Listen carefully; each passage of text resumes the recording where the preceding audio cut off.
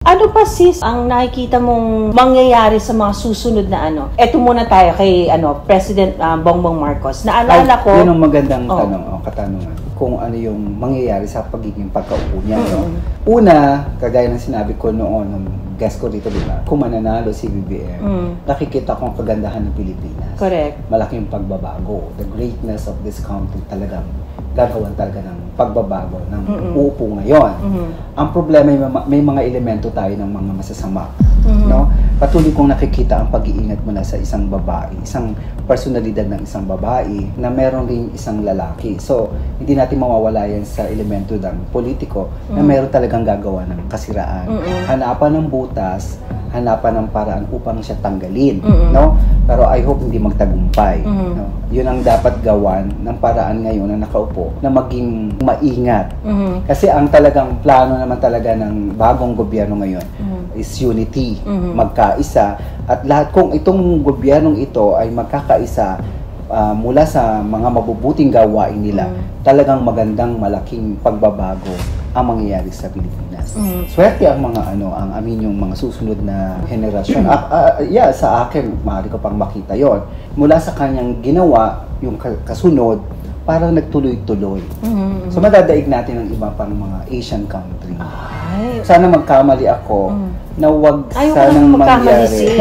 Wag sanang mangyari yung elementong masasama. Kasi meron talaga ako nakikitang gagawa ng paraan upang destabilize ng issue ang Presidente Bongbong Marcos upang siya tanggalin. Ay, may ano na naman? May mga ganong pero magkakabis na magtatagumpay. Alam ko malulusutan niya kasi meron na siyang nalusutan eh. Natatandaan mo na disqualification cases niya. No, even yung sinasabi ko may threat na gusto siyang, diba, sabi ko may mangyayari pa, pero itong April na to kailangan malusutan niya. Doon nakaligtas siya noon. Sabihin, yung malas na mangyayari yun hindi nagtagumpay. Siguro dahil kagustuhan na rin ng langit. No? So, pero meron pa rin. Pero nakikita ko ang determinasyon ng presidente. Yung talagang ibalik ang tiwala sa kanila at magkaroon ng pagkakaisa ang bawat isa. So, hindi siya tumitingin ngayon sa sitwasyon ng, kasi dalawang klase ng politika sa atin, di ba? Yung naglalaban, yung dilawan, o ano man. Pinklawan. Pinklawan.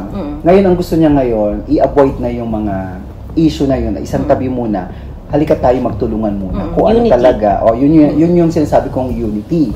Which is yun ang maganda sa plano nito. At nasa likod nito, ang isang tagumpay rin ng kanyang kapatid. Sa tulong nito, magtutulungan sila nito, itong babaeng kapatid na to. Si Sara Duterte?